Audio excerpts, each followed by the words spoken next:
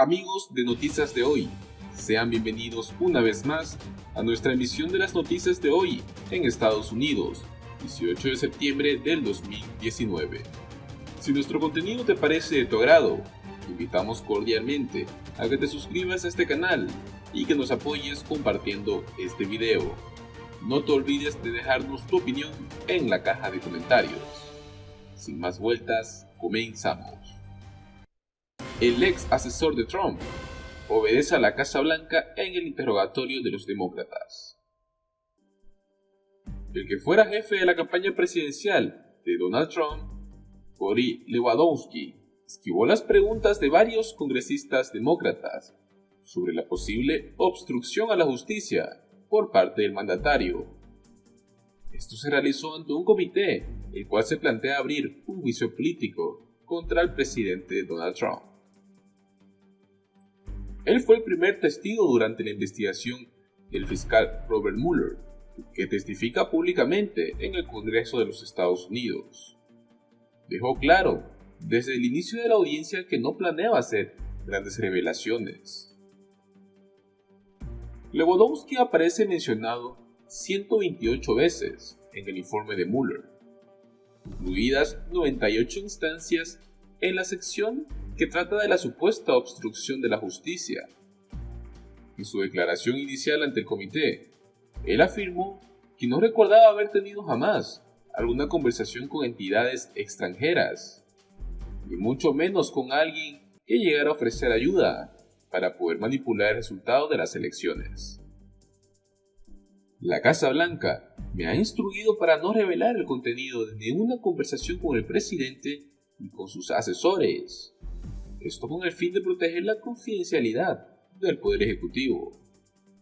Estas fueron las palabras del ex asesor ante el Comité Judicial de la Cámara de Representantes. Su obediencia a esa orden llegó a satisfacer a Trump, el cual tuiteó lo siguiente: "Preciosa declaración inicial por parte de Cory Lewandowski. Gracias, Cory". Aunque Lewandowski trabajó para Trump durante su campaña electoral, él nunca llegó a ocupar ningún cargo, lo que generó una confusión y una alarma sobre la decisión de la Casa Blanca de recurrir a su poder ejecutivo para acallarle. Cualquier información acerca de sus comunicaciones con el presidente o con sus asesores presidenciales de alto nivel que no se revelaron ya en el informe de Mueller, estos siguen siendo confidenciales. Fue lo que afirmó F., un portavoz de la Casa Blanca. El Congreso no puede obligar a la divulgación de la sustancia de esas comunicaciones, y Lewandowski ha recibido instrucciones para que no dé testimonio sobre ellas.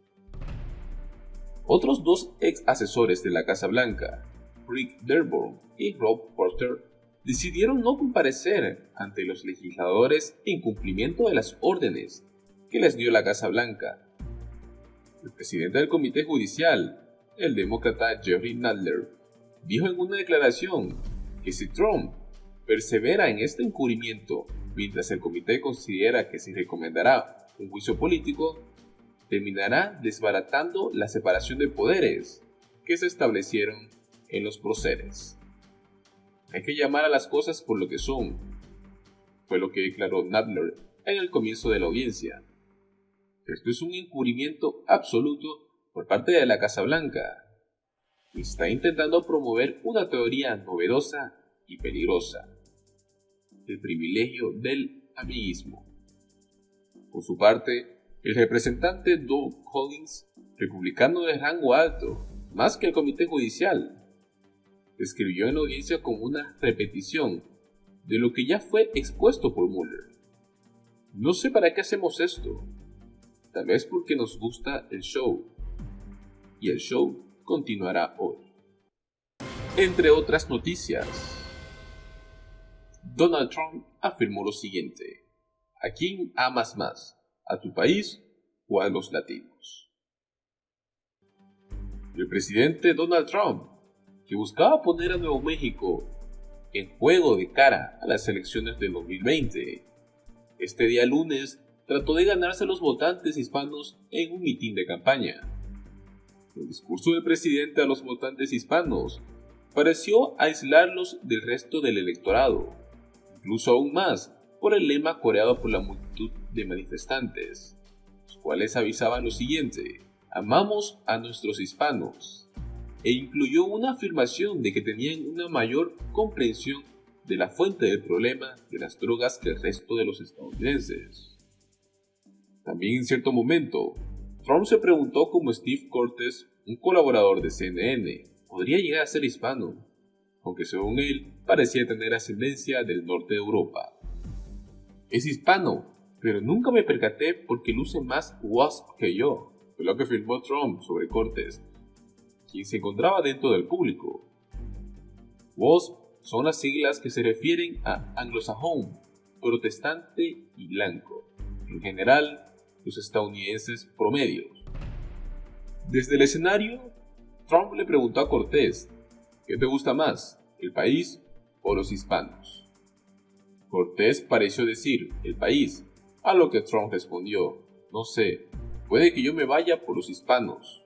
Para ser honestos con ustedes, tenemos muchos hispanos. Más tarde, Trump afirmó que los hispanos deberían apoyarlo a él y a sus esfuerzos para poder construir un muro fronterizo, porque ellos entienden las raíces del problema de las drogas mejor que los otros votantes.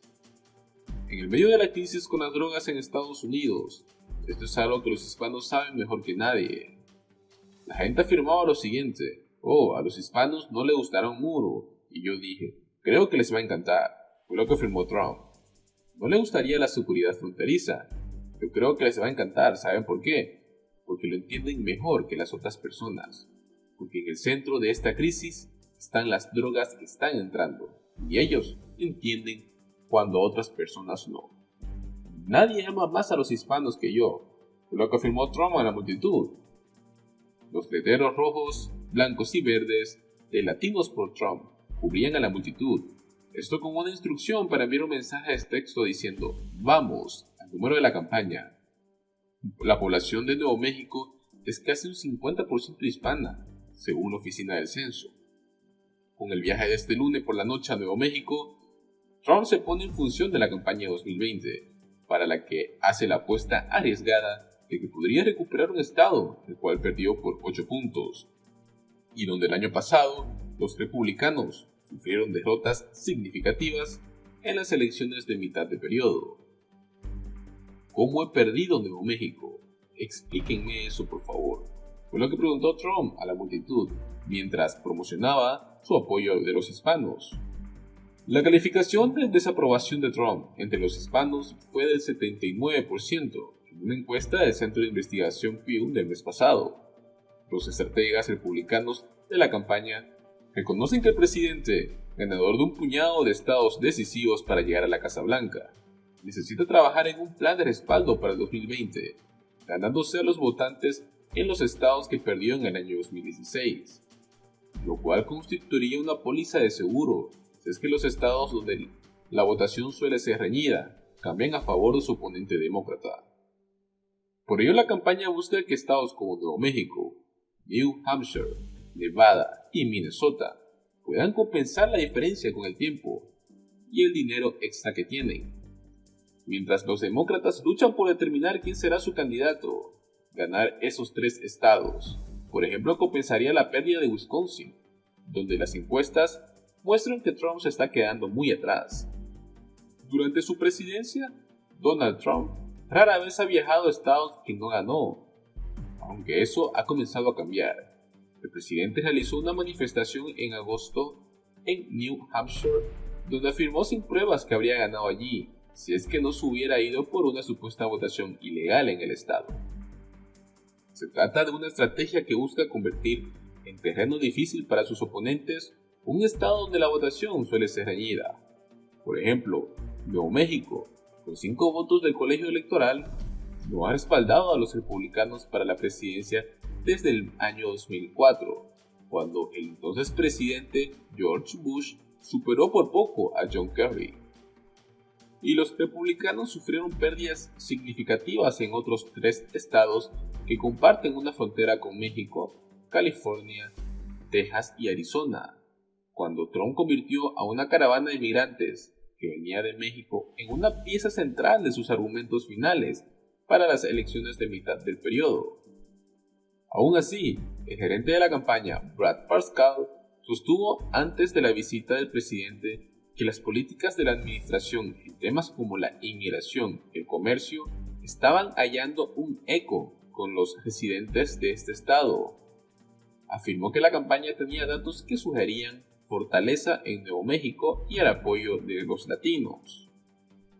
El mitin que sucedió este día lunes fue tan solo el inicio de una gira de 3 días en la costa oeste para el presidente, el cual planea viajar este martes a California para eventos de recaudación de fondos y poder regresar a Washington el día miércoles.